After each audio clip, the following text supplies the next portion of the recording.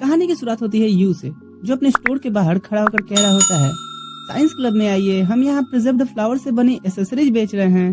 पर कोई भी यहाँ उसे भाव तक नहीं देता। वो सोचता है कि मुझे 8th स्टैंडर्ड में ही समझ आ गया कि अर्जुन कपूर की एक्टिंग और मेरी सेलिंग टेक्निक कितनी बढ़िया है। मैं तो 100 में से सिर्फ 5 ही बेच पाया, क्या मैं ये सभी कल तक बेच भी पाऊंगा? हो ही नहीं सकता। ये सोचते हुए वो अपने स्टोर के अंदर जाता है और यहाँ एक लड़की खड़ी होती है, जो उसे देख कहती है, ओ तो तुम यहाँ हो, कहाँ थे तुम इतने देर से? तुम ही साइंस क्लब के यू नात्सु में हो ना? यू घबराते हुए कहता है, हाँ मैं ही हूँ, क्यों? वो लड़की कहती है, तुम ऐसे अपने स्टोर को छोड़कर कहाँ गायब थे? तुम्हें पता है कुछ लड़कियां यहाँ आई थी चीजें लेने के लिए। ये सुन यू एक्साइटेड होते हुए कहता है, क्या सही में? पर फिर वो उदास होकर कहता है, मैं होता भी तो कोई फायदा नहीं होता। वो लड़की कहती है, ऐसा क्यों कह रहे हो? यू कहता है, क्योंकि मैं उन्हें भी नहीं बेच पाता। वो लड़की कहती है, पर उन्होंने तो खरीदा, पूरे 15 कस्टमर्स ने खरीदे, तुम्हारे 27 आइटम्स बिक गए हैं। ये सुन यू काफी खुश होते हुए कहता है, क्या सही में? ये तो काफी ज्यादा है, तुम्हारा शुक्रिया। इतना कह के वो चुप हो जाता है। वो लड़की कहती है, हे नात्सुमे, तुम दूसरी तरफ क्यों देख रहे हो? यू कहता है, नहीं ऐसा नहीं है, और सोचता है कि खूबसूरत लड़कियां मेरे लिए नहीं बनी। तभी उससे पूछती है, तो मुझे बताओ कि तुम्हें 100 एसेसरीज ही क्यों बेचनी है? जो सुन यू हैरान होते हुए पूछता है कि ये तुम्हें कैसे पता चला? वो लड़की कहती है, तुम्हारे क्लब के ही साथों ने बताया। यू कहता है, पर ये एक प्राइवेट कन्वर्सेशन हो जाएगी। वो लड़की कहती है, उससे क्या हुआ, बताओ मुझे। अचानक से यू को एक मूवी की लाइन याद आती है कि मेरी जैसी सुंदर लड़की अगर तुमसे कुछ पूछ रही है तो बेहतर यही होगा कि तुम सच बता दो। यू मन में कहता है, बेशक ये सुंदर तो है, और मैं इसे बताऊं तो कहीं ये मेरा मजाक न उड़ाए। फिर वो मन बनाता है बताने का कि मेरा ये ड्रीम है कि आगे चल के मैं अपनी खुद की एसेसरीज की दुकान खोलूं, पर घर वाले चाहते हैं कि मैं कोई ढंग का 9 to 5 जॉब करूं। इस पर मेरी उनके साथ बहस हुई तो उन्होंने कहा कि तुम जो चाहे वो करना, अगर तुम स्कूल बाजार में 100 एसेसरीज भी बेच पाए तो। ये सुन वो लड़की की आइकॉनिक हंसी निकल जाती है। वो कहती है, जरूर तुम्हारे पेरेंट्स ने ऐसा तुम्हारे जल्दबाजी भरे डिसीजन को लेके कही होगी बेवकूफ। यू कहता है, सीरियसली? हम अभी भी मिले हैं और तुमने ये कैसे जान लिया कि यही बात होगी? मुझे तुमसे ये बताना ही नहीं चाहिए था, और वैसे भी तुम हो कौन? वो लड़की कहती है कि तो अब तुम्हारे पास कितनी बच गई बेचने को? यू देखकर कहता है, 68। वो लड़की कुछ कैलकुलेट कर कहती है, ठीक है तो चलो अब इन सबको भी बेचने की तैयारी करते हैं। कल का दिन तुम मुझ पर यानी हिमारी पर छोड़ दो।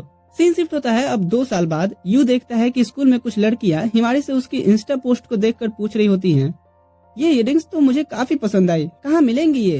हिमारी कहती है कि हाँ ये हाथ से बनाई हुई हैं, ये लो, ये तुम्हें इस ऑनलाइन स्टोर पे मिल जाएगी जिसका नाम यू है। यू इधर सोचता है कि उस दिन को 2 साल बीत गए। अगले दिन मैं सारी की सारी एसेसरीज बेच पाया था हिमारी की मदद से। आजकल मैं अब इन्हें गूगल से प्रमोट कर ऑनलाइन वेबसाइट के जरिए सेल कर रहा हूँ। मेरी फैमिली इसकी कन्वीनियंस स्टोर चला रही है और मैं अभी माइनर हूँ, इसलिए ऑनलाइन ही सेल करता हूँ। हाँ थोड़े बहुत सिरदर्द वाला काम है, पर मैं कभी इस बात की कंप्लेन नहीं करता। कम से कम इन फ्लावर्स के प्राइस तो निकल ही जा रहे हैं। फिर वो अपने न्यू डिजाइन को बनाते हुए कहता है, कभी कभी लगता है मेरी दुनिया बाकियों से काफी अलग है, पर मुझे अकेले काम करने में ही खुशी मिलती है। मेरा नाम पंकज नहीं है, पर फिर भी घर वालों को लगता है कि मैं उदास हूँ, लेकिन मैं हूँ एक क्रिएटर और हम अकेलेपन में ही खुश रहते हैं। तभी उसकी शांति भंग करने उर्वशी आ जाती है। ओह एक और कमाल की चीज बना रहे हो। यू कहता है, हिमारी काम के समय नहीं। हिमारी कहती है, तुम्हें क्या लगता है कि तुम मुझे 1 घंटे से ज्यादा इग्नोर कर सकते हो? ये कहते हुए वो उसके गोद में बैठ जाती है और कहती है कि चलो मैंने तुम्हारी आंखों में वो काम को लेकर के चमक देख ली है, तो अब स्टोर क्लोज करने का टाइम आ गया है। यू उठ के दूसरी साइड बैठ जाता है, पर हिमारी कहते हुए उसके पीठ पर चढ़ जाती है कि इतना शर्माओ भी मत। यू को उसे देख फिर कुछ लाइन्स याद आती हैं कि तुम्हें थोड़ा और ग्रेटफुल होना चाहिए जब मेरी जैसी क्यूट सी लड़की पूरी तरह से तुम्हारी साइड हो। यू सोचता है कि क्यूट तो ये है। फिर वो कहता है कि मैं उस स्कूल बाजार की बात को याद कर रहा था, उस समय तुम्हारे बाल लंबे थे ना? हिमारी कहती है, और तुम्हारे बाल उस समय छोटे थे। यू कहता है, ठीक है अब उतरोगी पीठ से? हिमारी कहती है, नहीं ये तो मेरी फेवरेट सीट है। यू कहता है, तुम दुबली पतली हो, इसका मतलब ये नहीं कि मेरे ऊपर ही चढ़ी रहोगी। ये सुन यू का गला तो हिमारी के हाथ में था ही, वो उसे दबाने लगती है। यू कहता है, ठीक है मैं हार मानता हूँ, चलो अब घर को निकलते हैं। और यहाँ यू सोचता है, एक और हमारा आम सा दिन गुजरा, और अभी अभी आपने जो देखा ये था हमारा खेल का मैदान, जो हमने एक दूसरे के बीच पिछले 2 सालों से बना के रखा है। सीन यहाँ से एक पास्ट में शिफ्ट होता है, जहाँ पर यू पूछता है कि तुम मेरी सेवियर क्यों बनी थी उस दिन? हिमारी कहती है, मैंने किसी को नहीं बचाया, मैं उन एसेसरीज को बेचना चाहती थी तो मैंने बस मदद की और कुछ नहीं। तुम्हें अपने वर्ड सोच समझ कर चूज करने चाहिए। यू कहता है, मैं समझा नहीं। अचानक से हिमारी कहती है, चलो करते हैं, एक फ्लावर एसेसरीज शॉप ओपन, मैं तुम्हें सपोर्ट करूंगी। यू पूछता है तुम्हारा मतलब क्या है? हिमारी कहती है दरअसल ये नेकलेस जो तुमने अभी मुझे गिफ्ट दिया, मेरा नजर इस पे तब से था जब तुम इसे बना रहे थे। ये सुन यू हैरान होकर पूछता है कि क्या, तुमने कहाँ से देखा? हिमारी कहती है हॉल की खिड़की से, मैं तुमसे बात करने की भी कोशिश करती थी पर तुम इग्नोर करते रहते। फिर वो मुस्कुराते हुए कहती है कि इसी बीच मुझे पता चला कि तुम तो अपनी फ्लावर्स की रोज ध्यान रखते हो, तुमने उनके नाम भी रखे हैं और उन्हें काटते टाइम तुम रोते भी हो। ये सब सुन यू एम्बेरस होते हुए कहता है तो तुमने वो सब भी देख रखा है? हिमारी कहती है यप, और मेरा ध्यान सिर्फ इस चीज पे था कि मैं ये बनाई तुम्हारी नेकलेस को सबसे पहले खरीद लूं। वो तो मुझे स्टोर आने पे पता चला कि इधर तो कोई पूछने वाला भी नहीं है। मैंने फिर अपने भाई से मदद मांगी और यकीन मानो कि मुझे काफी ज्यादा नुकसान हुआ है और अब तुम्हें इसका एहसान चुकाना पड़ेगा। यू पूछता है और वो कैसे? हिमारी कहती है क्या मैं तुम्हारी आंखें ले सकती हूँ? ये सुन तो यू कहता है क्या, और आंखें सिकोड़ने लगता है। तभी हिमारी उसके हाथ से बर्गर को लेकर खाते हुए कहती है अरे गोटियां खेलने के लिए नहीं मांग रही रे, मुझे तुम्हारी आंखों की चमकाहट चाहिए। मुझे ये काफी अच्छी लगती है जब इन आंखों में तुम्हारे काम को लेकर जुनून होता है, ये फोकस्ड होती हैं और प्यारी दिखती हैं। यू कहता है मेरी आंखें? हिमारी कहती है हाँ, वादा करो कि ये जुनून भरी नजरें तुम सिर्फ मुझे दिखाओगे और मैं इसके बदले तुम्हारे लिए एक्सेसरीज सेल करूंगी। फिर वो उस बर्गर को उसके सामने रखते हुए कहती है तो चलो एक रास्ता चुनते हैं साथ में, बेस्ट फ्रेंड की तरह। और यू उसे खाते हुए कहता है एक बेस्ट फ्रेंड? फिर वो अपने दी नेकलेस को देख सोचता है ये निशानी है दोस्ती, सहयोग और कभी अलग नहीं होने का। सीन अब प्रेजेंट में आता है और यू हिमारी से पूछता है कि उस टैलेंट एजेंसी का क्या हुआ जहां तुम गई थी ऑडिशन के लिए? हिमारी कहती है ना, मैंने वो आइडिया कैंसिल कर दिया, उसकी जगह पे मैं तुम्हारी एसेसरीज को प्रमोट कर रही हूँ। यू कहता है क्यों? हिमारी कहती है क्योंकि हम बेस्ट फ्रेंड्स हैं और अगर तुम 30 साल से पहले अपनी खुद की स्टोर नहीं खोल पाओगे तो मैं तुमसे शादी कैसे करूंगी? यू कहता है कि तुमने ये जोक पहले भी मारे हैं, तुम्हें पता है ना कि तुम्हारे बड़े भैया मुझे छोटा भाई मानते हैं, मुझे बुरा लगेगा। हिमारी कहती है अरे चिंता मत करो, वो तुम्हें बहुत पसंद करते हैं, वो ना नहीं कहेंगे जब तक कि तुम खुद ही किसी और से शादी नहीं कर लेते। यू कहता है हाँ शादी, पहले तो किसी को डेट तो करूं। हिमारी उसे छेड़ते हुए कहती है क्यों, अभी भी तुम अपनी 13 साल वाली क्रश पे ही अटके पड़े हो क्या? भाई ये सब चीजें तो मेरे लिए भी पर्सनल हो गई हैं। हिमारी कहती है मुझे तो लगता है कि तुम ऐसी ही कहानी बनाते हो। यू कहता है कि अब बस करो। हिमारी कहती है देखो ये अच्छी बात है कि तुम बहुत बड़े बड़े सपने देखते हो, लेकिन समय आ गया है कि तुम कुछ रियल लाइफ की लड़कियों को भी अटेंशन दो, गर्लफ्रेंड बनाओ। क्यों? यू कहता है हाँ शायद मैं भी बना पाता अगर मेरे आगे पीछे तुम नहीं घूमती रहती तो। हिमारी कहती है हाँ पर मेरे तो बॉयफ्रेंड्स हैं इधर उधर, तुम्हारे साथ ऐसा इसलिए है क्योंकि तुम अट्रैक्टिव नहीं हो। यू कहता है या ये इस वजह से है कि जिन लड़कों को तुम रिजेक्ट कर देती हो वो जाके मेरे बारे में स्कूल में रूमर्स फैला देते हैं। हिमारी कहती है हाँ वो तो फैलाएंगे ही ना, मैं उनसे जब भी बात करती हूँ तो सिर्फ तुम्हारी ही जिक्र तो होती है क्योंकि वो मुझे पसंद नहीं आते और मैं बोर होने लगती हूँ। यू उसकी बातें सुन कहता है तुम कभी कभी बहुत ही बेकार बात करती हो। हिमारी हंसते हुए कहती है हाँ जब बात रोमांस की होती है तो मुझे समझना आसान नहीं है। यहाँ यू कहता है कि सही में एक बात बताओ, क्या तुम तब तक शादी नहीं करोगी जब तक मैं खुद का स्टोर न खोल लूं? हिमारी कहती है यप, और कौन जानता है शायद उससे पहले घर वाले ही मेरी शादी कहीं और करा दें, और चूंकि स्टोर खोलने से पहले तुम तो शादी करोगे नहीं। यू कहता है ऐसे मत बोलो कि जैसे मेरी गलती है। हिमारी कहती है वो कोई बूढ़ा आदमी भी हो सकता है, मेरी कोमल कोमल बदन पे उसके रुखड़े रुखड़े हाथ पड़ेंगे। यू कहता है क्या तुम ऐसी सिचुएशन पे ये जोक मारना बंद करोगी? फिर वो पूछता है कि क्या तुम्हारी एंगेजमेंट इन दिनों होने वाली है? हिमारी कहती है वो कर सकते हैं जैसे ही मैं 10th पास करूं, खास करके मैं ऐसे घर से आती हूं जहां पॉलिटिक्स के लिए शादियां भी हुई हैं। जो सुन यू कहता है अगर ऐसा होगा फिर तो एक दोस्त के नाते मुझे तुम्हारे लिए एक रास्ता निकालना पड़ेगा। अचानक से हिमारी की आइकॉनिक हंसी छूट जाती है। वाह वाह, मैं तो मजाक कर रही थी, अभी कोई मेरी एंगेजमेंट नहीं कराने वाला, तुम तो पूरी तरह से ख्यालों में खो गए थे। यू गुस्से से कहता है कि ये तुम थी जो बूढ़े आदमी, रुखड़े हाथ और पता नहीं क्या क्या बोल के चीजें शुरू की। सीन शिफ्ट होता है जहाँ यू अपनी चीजों की डिलीवरी ट्रैक कर रहा होता है। तभी उसे हिमारी की कही बात याद आती है कि काश हर लड़के तुम्हारे जैसे होते। यू तुम्हें पता है डेट के नाम पे चीजें कहाँ तक चली जाती हैं? तुम्हारा क्या है, तुम्हारी क्या कोई गर्लफ्रेंड है? यू कहता है मेरा जैसा काम है जाहिर सी बात है कोई नहीं होगी। हिमारी कहती है हाँ हम दोनों सिंगल ही ठीक हैं। अच्छा एक बात बताओ, अगर हमें कोई 30 साल तक नहीं मिलता है तो क्या हम साथ हो सकते हैं? यू कहता है अजीब ऑफर है पर 30 साल ही क्यों? हिमारी कहती है क्योंकि शायद ये आखिरी लाइन होती है लाइफ को तब तक स्टेबल करने के लिए, और तब तक तो हम स्टोर भी खोल पाएंगे ना। तो बताओ क्या तुम 30 तक अगर अकेले रहे तो मुझे पिक करोगे? यू कुछ देर तक सोचता है और कहता है कि उस समय तो सिचुएशन ऐसी रहेंगी कि तुम क्या, मैं तुमसे भी ज्यादा बेकार लड़की पिक कर लूंगा। जो सुन हिमारी कूद के उसके ऊपर चढ़ जाती है और कहती है कि भावा तुम तो बेस्ट हो यू, पहली बार मुझे कोई रिजेक्ट किया है। सीन प्रेजेंट में आता है और यू उस जगह पे था जहाँ से प्रोडक्ट की डिलीवरी उसकी दीदी संभालती थी। वो कहता है कि मैं कुछ आज के ऑर्डर्स लाया हूँ। उसकी दीदी कहती है, बेवकूफ, कितनी बार कहा है कि यहाँ आने से पहले मुझे मैसेज कर दिया करो। यू माफी मांगता है और कहता है कि हिमारी के प्रमोशन करने से सेल्स बढ़ रहे हैं, कुछ और फंड्स उसके लिए दे दीजिएगा।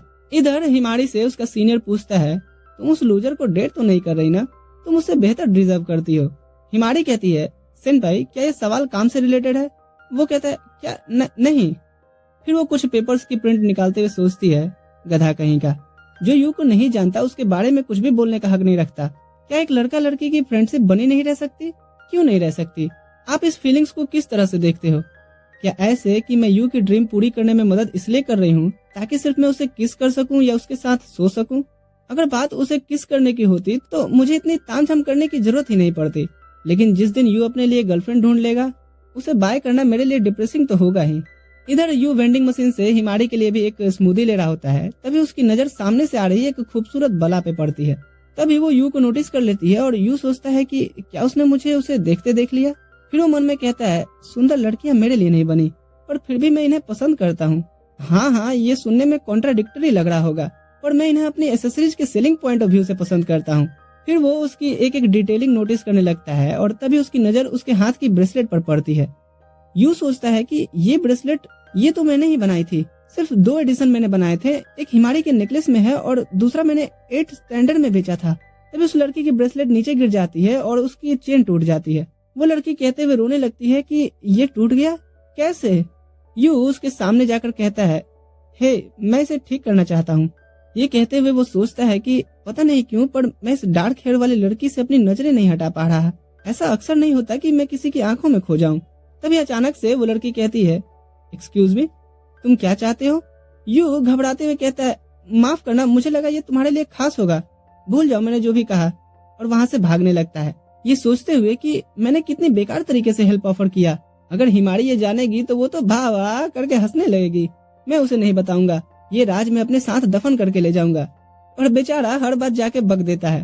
और हिमारी अब क्लास में उससे मैसेज कर पूछ रही होती है, तो तुम चाहते हो मैं उसे तुम्हारे लिए ढूंढूं? तुम उसे डेट करने को पूछना चाहते हो ना? क्या ये कोई नसीबों वाला मिलन तो नहीं था? तुम चाहते हो कि मैं तुम्हारी रिजेक्शन की एक वीडियो बनाऊं? वो उसके किसी बातों का रिप्लाई नहीं करता और स्टडी पे फोकस रहने को कहता है। और तभी हिमारी कहती है, तुम मेरे मैसेज को इग्नोर क्यों कर रहे हो? यू कहता है कि मैं तुम्हारे फालतू सवालों का जवाब क्यों दूं? तभी सर यहाँ यू को डांटते हुए कहते हैं, खुद तो नहीं पढ़ना तो कम से कम हिमारी को तो पढ़ने दो नालायक। और हिमारी मुंह छुपा के हंसने लगती है।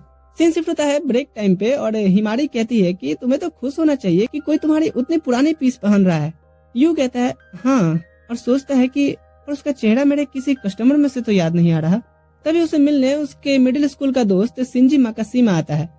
वो आते हुए कहता है कि हे नात्सुमे, काफी लोनली फील कर रहे हो। यू कहता है, हाँ, एक प्ले बॉय के सामने तो कोई भी लोनली ही फील करेगा ना। शिंजी हंसते हुए कहता है, ये भी कोई तरीका है अपने दोस्त से मिलने का, पर यही अंदाज तो तुम्हारा मुझे पसंद आता है। तभी उसे देख हिमारी पूछती है, कैसे हो माकाशिमा? शिंजी कहता है, हाँ हिमारी, तुम कैसी हो? हिमारी कहती है, बस अपनी स्कूल लाइफ को एंजॉय कर रही हूँ, तुम्हारी मेहरबानी से। शिंजी कहता है, हाँ मेरी मेहरबानी तो है ही, मैंने अपना यू तुम्हें जो दे दिया है। इस पर हिमारी कहती है कि तुम्हारा यू? नहीं, मेरा यू, और इसका ध्यान रखने के लिए तुम्हारा शुक्रिया। इधर यू सर पकड़ कर कह रहा होता है, आखिर तुम दोनों मेरा यू कब तक करना बंद करोगे? फिर वो दोनों से पूछता है कि अच्छा, तुम दोनों मिडिल स्कूल में तो एक दूसरे को डेट कर रहे थे ना, तो तुम लोग अलग क्यों हुए? हिमारी कहती है, वो तो मैं टाइम पास करने गई थी, और सही में वो एक डरावना सपने जैसा था। ये सुन शिंजी कहता है, क्या तुम सही में मुझसे इतना नफरत करती थी? हिमारी गुस्से से पूरे स्कूल को चिल्लाते हुए बताती है, क्योंकि तुम एक टाइम पे 5-5 लड़कियों को डेट कर रहे थे और सारा ब्लेम मुझे झेलना पड़ता था। तुम्हें पता भी नहीं है कि मैं कितना बुली होती थी उनके बीच में। शिंजी भी चिल्लाते हुए कहता है, ऐसा होता ही नहीं दोस्तों, अगर आप किसी के प्रपोजल को एक्सेप्ट ही नहीं करते तो। उसकी बातें सुन यू कहता है, ये दुष्ट तो लड़कियों को भ्रमित करने में भी आगे है, ताकि उन्हें ऐसा लगे कि गलती उनकी ही थी। फिर वो पूछता है कि तुम यहाँ आए क्यों हो? शिंजी कहता है, अरे हाँ, तुम कल वेंडिंग मशीन पे एक लड़की से बात किए थे ना, ये सुन यू याद करता है कल की बात और पूछता है कि हाँ तुम्हें कैसे पता, वो तुम्हारी गर्लफ्रेंड है क्या? शिनजी कहता है नहीं नहीं। फिर वो रिन को आवाज देकर कहता है आ जाओ, ये तुम्हारा पेंडेंट ठीक कर देगा। वो इन्हें दूर से ही हाय हेलो करती है और रिन को देख हिमारी कहती है इनोची, और रिन भी हिमारी को देख पहचान लेती है। सीन रूफटॉप पे शिफ्ट होता है और हिमारी कहती है तो यू जिस लड़की को ढूंढ रहा है वो कोई और नहीं इनोची मेरी एलिमेंट्री स्कूल की बच्ची है। यू कहता है मैं ढूंढ नहीं रहा था, पर हाँ ये वही वेंडिंग मशीन वाली लड़की है जिसके बारे में मैंने बताया था। हिमारी कहती है पर मुझे पता नहीं था कि माकाशिमा की बचपन की भी ये दोस्त है। मेरा भाई और इनोची की दीदी साथ में पढ़ते थे और ऐसे ही हम दोस्त बने थे। अरे हाँ याद आया। यू पूछता है क्या? हिमारी बताती है कि बाजार के दूसरे दिन इनोची की दीदी आई थी और उन्हें ही मैंने वो पेंडेंट बेचा था। जरूर इनोची को अपने दीदी से ही वो मिला होगा। यू कहता है हाँ ऐसा ही हुआ होगा, इसलिए शायद उसे आइडिया नहीं है कि ये मैंने ही बनाया है। सीन शिफ्ट होता है जहाँ यू रिन से पेंडेंट ठीक करने के लिए मांगता है। फिर वो उसके टूटे हुए पार्ट को देख सोच रहा होता है कि मुझे इसे रिप्लेस करना होगा। उसे ऐसे सोच में पड़े देख रिन उसकी तरफ चढ़ जाती है और कहती है कि ये मत कहना कि तुम इसे बना नहीं सकते हो। यू काफी डर जाता है और हिमारी उससे कहती है अरे इनोची रिलैक्स, ये उसके बाएं हाथ का काम है, वो ठीक कर देगा, लेकिन तुम उसे से डराओ तो मत। रिन कहती है मैं कहाँ डरा रही हूँ। तो हिमारी एक शीशे को उसके सामने रख देती है और कहती है जरा देखो तो। वो ऐसे डर जाती है जैसे खुद को बिना मेकअप के देख लिया हो। फिर वो उठते हुए कहती है कि तुमने कहा था कि तुम इसे ठीक कर दोगे तो जल्दी से ठीक करो। उसकी हरकतें देख यू सोचता है कि ये लड़की तो सही में पूरी एटीट्यूड वाली है, एक नंबर की नकचढ़ी। तभी हिमारी कहती है कि इनोची तुम तो आज भी एक नकचढ़ी वाली हरकत कर रही हो। और ये सुन यू कहता है क्या इसने ये बात बाहर से बोल दी? जो सुन रिन उसके पास आकर कहती है ये सब तुम्हारी गलती है। हिमारी कहती है अच्छा पता है तुम्हारी इस बात पे मैं क्या कहूंगी। भावा। पर तभी रिन उसके मुंह को पकड़ के उठा देती है और कहती है कि अब कर भावा, तू हमेशा से मेरी फीलिंग्स के साथ खेलती आई है। मैं नहीं भूल सकती कि जब तू मेरी खिलौने और किचन चुरा लिया करती थी। हिमारी कहती है इनोची मुझे माफ कर दे बहन। यू यहाँ सोच रहा होता है कि हिमारी हार रही है, मुझे कुछ पॉइंट्स नोट कर लेने चाहिए। रिन आगे कहती है कि और वो न्यू ईयर के पीई क्लास वाली बात को तो याद करने पे मजबूर भी मत कर मुझे। हिमारी गिड़गिड़ाते हुए कहती है वो तो मुझे मजबूरन उन्हें दबाना पड़ा था, मेरे सिर्फ हाथ ही फ्री थे और वो तो one in a life time chance मिलता है। तभी हिमारी नोटिस करती है कि उसके दोनों हाथ फ्री हैं और वो कहती है सेकंड चांस। उसके बाद रिन हिमारी को जो घुमाती है जैसे लोग रिन साबुन लगा करके कपड़े को घुमा घुमा के धोते हैं। फिर वो उसके गले में एक बोर्ड लगा के लटका कर टांग देती है जिसपे लिखा था कि मैंने फिर से एक बार ये काम कर दिया। इधर यू कह रहा होता है कि हमें इस पार्ट को रिप्लेस करना पड़ेगा। ठीक है तो तुम शांति बनाए रखो, मैं करता हूँ ठीक। फिर वो अपने कामों में लग जाता है और उसे ऐसे काम में खोए हुए देख रिन पूछती है हे हिमारी क्या ये? हिमारी कहती है हाँ ये ऐसा ही है, जब ये काम करता है तो पूरी तरह से उसमें खो जाता है। उसे तो अभी ये भी नहीं सुनाई दे रहा होगा कि हम क्या बात कर रहे हैं। तुम कुछ ट्राई करना चाहोगी? रिन कहती है क्या ट्राई करना है?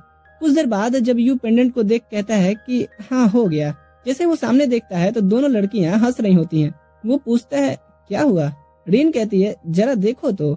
यू देखता है तो उसकी छोटी छोटी चोटियां बना दी गई हैं। यू कहता है हिमारी ये तुमने क्या किया, ये निकल भी नहीं रहा। हिमारी कहती है वाह देखा कैसे ये लड़कियों जैसे चिल्ला रहा है। रिन हंसते हुए कहती है हिमारी तुमने सही में ये ठीक नहीं किया। यू कहता है तुम भी कम दोषी नहीं हो इसमें। कुछ देर बाद रिन पहने हुए अपने ब्रेसलेट को देखे जा रही थी तो यू पूछता है क्या हुआ, ठीक है ना? रिन कहती है हाँ थैंक्स। सीन शिफ्ट होता है और यू कहते हुए घर को निकल जाता है कि रास्ते में ही बारिश न शुरू हो जाए। हिमारी कहती है तुम हमारे साथ बस में भी तो आ सकते हो। रिन पूछती है हिमारी क्या तुम दोनों? हिमारी कहती है कौन? यू नहीं, हम मिडिल स्कूल से बेस्ट फ्रेंड्स हैं। रिन पूछती है तो तुम डेट नहीं कर रहे? हिमारी कहती है ओहो क्यों, तुम्हें पसंद आया क्या? रिन घबराहट में कहती है ऐसा नहीं है। हिमारी इधर सोचते हुए बढ़ रही थी कि यू का बेस्ट वर्जन तो वो है जब वो एसेसरीज बनाने बैठता है, वो नहीं जैसा रिन अभी समझ रही है। मैं यू का साइड कभी नहीं छोड़ सकती, हम हमेशा बेस्ट फ्रेंड रहेंगे जब तक वो एसेसरीज बनाना बंद नहीं कर देता। तभी बारिश होने लगती है और इधर यू और तेजी से घर की तरफ भाग निकलता है। इधर बस स्टॉप पे पहुंच रिन पूछती है हिमारी क्या कभी किसी ऐसे बंदे ने डेट के लिए पूछा है जिससे पहले तुमने कभी नहीं देखा हो? हिमारी पूछती है क्या जैसे कोई ऑनलाइन का बंदा? रिन कहती है हाँ शायद ऐसा ही कुछ। मेरी माँ हमेशा कहा करती थी कि केवल दयालु दिल वाले लोग ही ऐसा कुछ बना सकते हैं जो लोगों के दिलों में हलचल कर देती है। ये सुन हिमारी कहती है तुम्हारी फैमिली हलवाई की दुकान चलाती है क्या? क्योंकि मेरे फूफा जी को भी समोसे खाने के बाद पेट में हलचल होती है। अच्छा सॉरी, जोक था जोक। वैसे अगर ये तुम्हारे ब्रेसलेट बनाने वाले से रिलेटेड है तो तुमने ऑनलाइन वाले लोग की एग्जाम्पल क्यों दी? रीन कहती है क्योंकि मुझे नहीं पता था कि वो कैसा दिखता था और इतना यकीन था कि वो किसी के नजदीक में है। हिमारी कहती है अच्छा, और वो कैसे? रीन उसकी पिक्चर को दिखाते हुए कहती है क्योंकि उसका काम हमेशा तुम्हारी तस्वीरों में झलकता रहा है। ये देख हिमारी मुंह घुमाकर कहती है इनोची, हम इस बारे में बाद में बात करेंगे। रीन पूछती है वो दुकान जहाँ तुम एसेसरीज बनाती हो वो नात्सु में है ना? हिमारी यहाँ सोचती है कि मैं बहुत घमंड करती थी, सिर्फ मैं ही यू को जानती हूँ कि असल में वो कौन है। मानो ये विश्वास हो कि हमारी दोस्ती हर चीज से ऊपर है, और अब लगता है कि ये सिर्फ मेरी सोच भरी थी। गाइस वीडियो पसंद आया लाइक शेयर सब्सक्राइब करना और नीचे कमेंट करके बताना कि ये वीडियो स्टाइल आपको कैसा लगा। इसमें काफी मेहनत लगी है और आपका अगर सपोर्ट आउटस्टैंडिंग रहा तो मैं इसे कंटिन्यू करूंगा। तो चलो मिलता हूँ किसी और वीडियो में। ठीक है दोस्तों, अभी के लिए मैं चलता हूँ।